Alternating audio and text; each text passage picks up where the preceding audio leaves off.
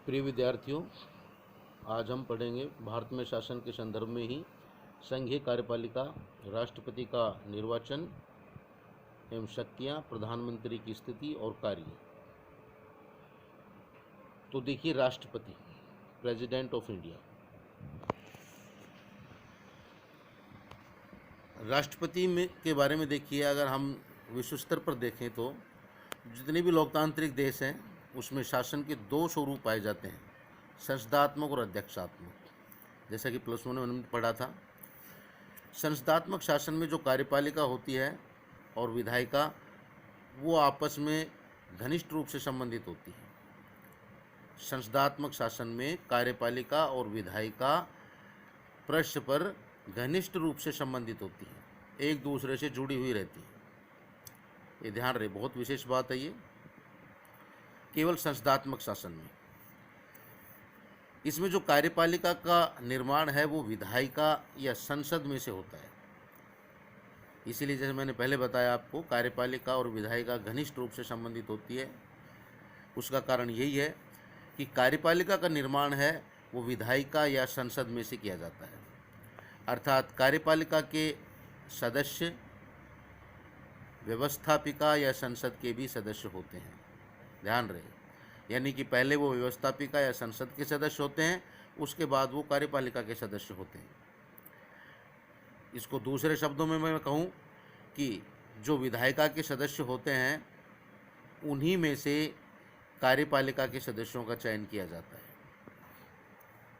संसदात्मक शासन की दूसरी खास बात, इसमें राष्ट्र का अध्यक्ष और शासन का अध्यक्ष दोनों अलग अलग होते हैं। ये ध्यान रहे, संसदात्मक शासन में राष्ट्र का अध्यक्ष, जिसे हम राष्ट्रपति बोलते हैं, और शासन का अध्यक्ष लगभग सभी देशों में जिसे प्रधानमंत्री बोलते हैं, वो दोनों अलग अलग होते हैं। उदाहरण के रूप में जैसे कि जापान, जर्मनी, इटली, ब्रिटेन और भारत, इन देशों में संसदात्मक शासन प्रणाली पाई जाती है। अब नंबर 2 देखिए, अध्यक्षात्मक शासन में प्रेसिडेंशियल रूल। इसमें कार्यपालिका का निर्माण जो है विधायिका में से नहीं होता, ये ध्यान रहे। अध्यक्षात्मक शासन में कार्यपालिका का निर्माण है वो विधायिका में से नहीं किया जाता है। संसदात्मक शासन में ये विधायिका में से किया जाता है। इसमें जो राष्ट्र का अध्यक्ष होता है और शासन का जो अध्यक्ष होता है वो दोनों एक ही व्यक्ति होते हैं, ये ध्यान रहे। जैसा मैंने आपको संसदात्मक शासन में बताया कि वहाँ पर राष्ट्र का अध्यक्ष और शासन का अध्यक्ष दोनों अलग अलग होते हैं, लेकिन अध्यक्षात्मक शासन में राष्ट्र का अध्यक्ष और शासन का अध्यक्ष केवल एक ही व्यक्ति होता है, और जिसे हम राष्ट्रपति कहते हैं।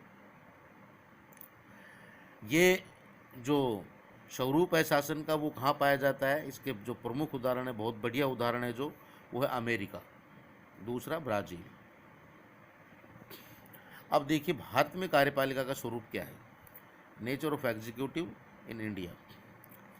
तो भारत में संसदीय शासन व्यवस्था को अपनाया गया है, ये ध्यान रहे।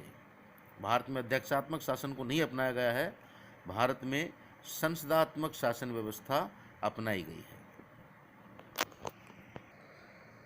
यहाँ पर देखिए, भारत में राष्ट्रपति जो है वो कार्यपालिका का औपचारिक और संवैधानिक प्रधान होता है, ये ध्यान रहे। औपचारिक प्रधान होता है, जिसे हम संवैधानिक प्रधान भी बोल सकते हैं, नाम मात्र का प्रधान। या राष्ट्रपति जो है वो कार्यपालिका का प्रथम प्रधान है, लेकिन वो संवैधानिक प्रधान है, औपचारिक प्रधान है, नाम मात्र का प्रधान है। वास्तविक जो कार्यपालिका होती है वो प्रधानमंत्री के नेतृत्व में काम करती है, जिसे हम मंत्री परिषद बोलते हैं, ये ध्यान रहे। वास्तविक कार्यपालिका कौन होती है? प्रधानमंत्री के नेतृत्व में मंत्री परिषद। इसी के द्वारा वास्तविक रूप से कार्य क्रियान्वित किए जाते हैं। अब देखिए अनुच्छेद 52 क्या कहता है।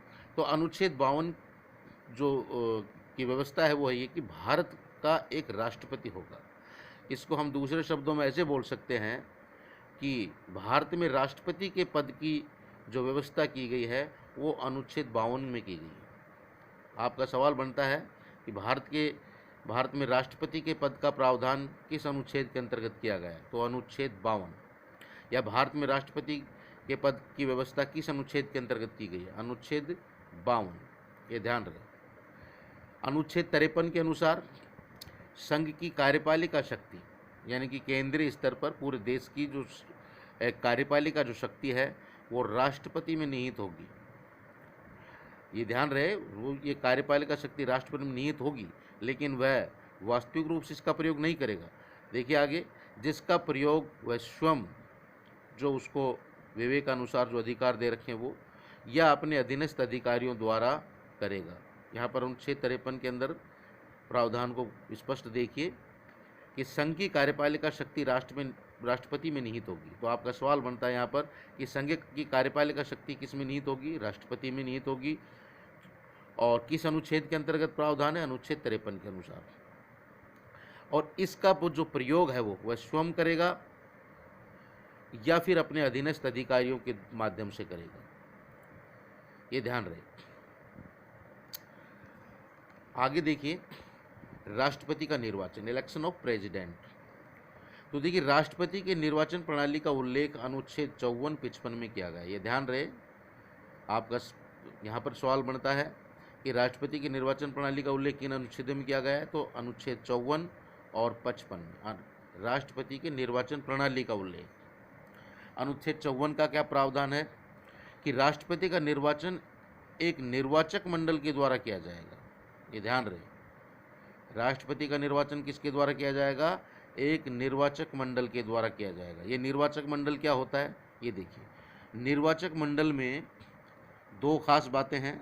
नंबर 1, संसद के दोनों सदनों के निर्वाचित सदस्य, यहाँ पर ध्यान दें, संसद के दोनों सदनों के निर्वाचित सदस्य, अर्थात लोकसभा और राज्यसभा के निर्वाचित सदस्य। मैं दोबारा जोर देकर बता रहा हूँ, केवल निर्वाचित सदस्य।